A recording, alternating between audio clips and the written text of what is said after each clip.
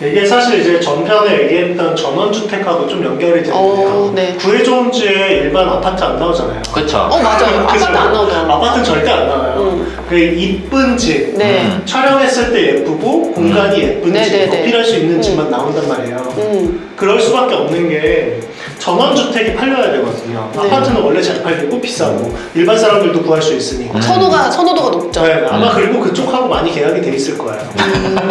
그러면 전원주택은 두 가지 종류가 있는데 저번 편에서 많이 말씀드린 거는 내가 살려고 짓는 집. 내가 직접 살기 위해서. 네, 그래서 건축업체를 내가 직접 구하거나 네네. 직접 공을 들인 집.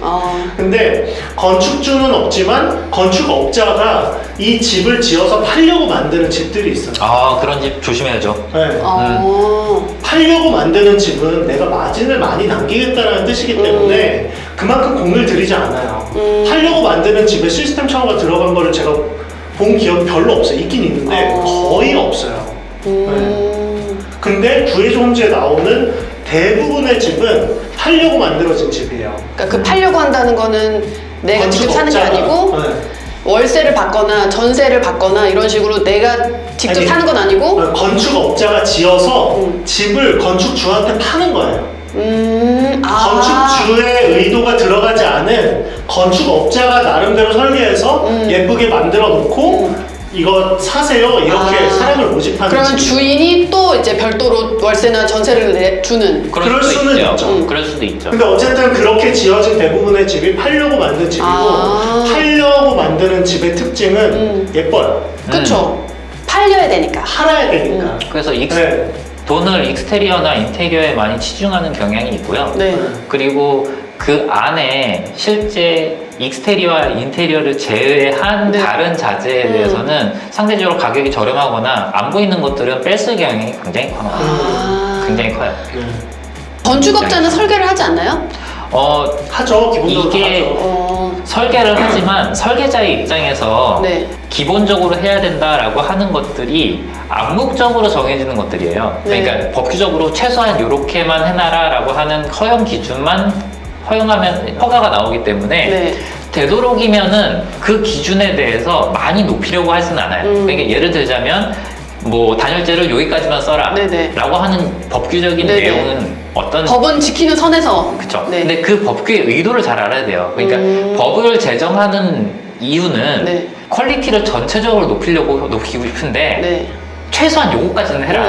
이게 베이스예요. 네. 단열재를 두께를 이만큼 해라 네. 라고 법규를 하는 얘기는 이것보다 내려가면 안 되니 이거보다는 좀 충분하게 연습 많이 해라라는 게 법규적인 마지노선이네. 수치인데 최소한에. 그게 이거보다 내려가면 안 돼. 인 건데 보통 살려고 하는 집과 팔려고 하는 집의 차이는 살려고 하는 집은 이만큼만 해 라고 하면 더 하려고 하세요. 그치. 더 따뜻하게 하고 싶고 그치. 더 이제 더 좋게 좋게, 하고 싶으니까 그래서 안에 뼈대부터 골조부터 속살부터 굉장히 많이 채워가시려고 하는 공을 많이 들이시는데 팔려고 하는 집들은 마진을 남겨야 되는 집들이기 때문에 이 법규 기준을 많이 넘어가지 않아요. 그러니까 법규 기준이 여기까지라고 하면 그거까지만 하거나 그치. 심지어 거기서 빼는 경우도 많거든요. 그래서 그것 때문에 소송 거시는 분들도 소송을 진행하고 계시는 분들도 꽤 많고요. 집 고르는 선택이 여기서부터 그렇죠. 시작되겠네요.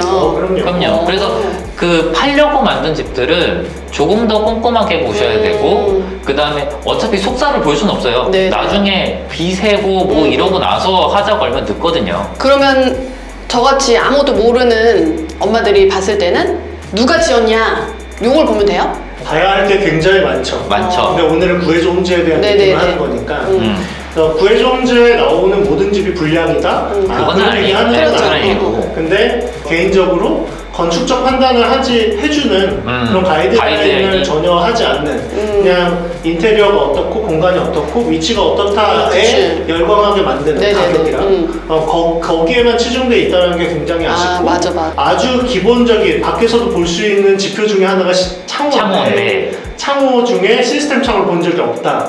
그러면 어느 정도 짐작할 수 있다. 그렇게 그러네요. 이게 저의 생각인 거죠. 좋은 집에는 반드시 창호가 엄청난 기능과 역할을 하는데 네. 시스템 창호가 없다는 걸로 봤을 때는 그럴 확률이 높다. 일단 한번 배제 걸릴 수 있는 거네요. 네, 그렇죠. 이 집은 시스템 창을 썼네 네. 라고 하면 신경 많이 썼다. 일단은 여기는 그래도 다른 집들보다는 신경을 조금 썼네라는 오히려 반대의 네네네네. 가이드라인이 될 수 있으니까 그런 것도 고려를 하시는 것도 좋은 가이드라인 중에 하나라고 시스템 창호가 있다는 거는 일단 집에 대한 개념이나 뭐 이게 좀 고려를 한 번 더 많이 했다. 했다는 뜻이에요. 공부를 한 번 더 하거나 네. 고려를 조금 더 했다. 그래도 그래도 뭔가 좀 생각을 좀 더 했다라는 그런 생각으로 반증이 되겠네. 오케이, 이해하시면 오케이. 될 것 같아요. 역시 시스템 창호는 아주 그 말 생각났어요. 시스템 창호는 집의 얼굴이다. 그러셨잖아요. 맞아요. 집의 얼굴이라고. 네. 얼굴이 가장 중요하지 않습니까, 사람이? 네, 저는 시스템 창호가 얼굴 중에서도 눈이라고 생각해요. 우! 이렇게 가져가나요? 주워 먹었네. 왜냐면 밖에서도 앞을 볼 수 있고 안에서도 밖을 볼 수 있는 유일한 곳은 창문이에요. 창문이죠. 맞아요. 그리고 몸에서 눈이 900냥이라고 그랬어요. 맞아요. 네. 죄송해요. 아니에요. 그러니까 차 자체가 굉장히 건축적으로도 중요한 요소예요. 그럼요. 그러니까 차경이라고 해가지고 외부의 경치도 본다는 요소도 있는 그런 건축적인 개념도 있고 굉장히 중요한 요소이기 때문에 이런 뭐 얼굴이다, 눈이다 이런 계속 미사여구가 붙이는 이유가 네. 그만큼 중요하다라는 거죠. 네네. 중요하다.